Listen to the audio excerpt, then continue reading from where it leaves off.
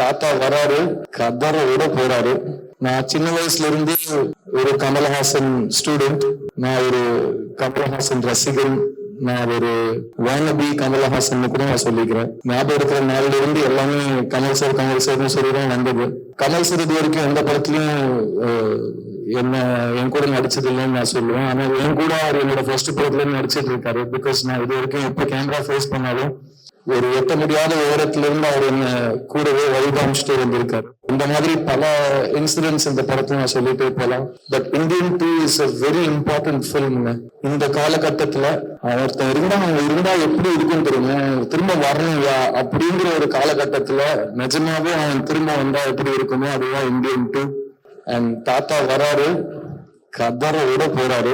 அதை மட்டும் நீங்க எழுதி வச்சுக்கோங்க. Milky Mist milkshakes make you go. Milky Mist milkshakes.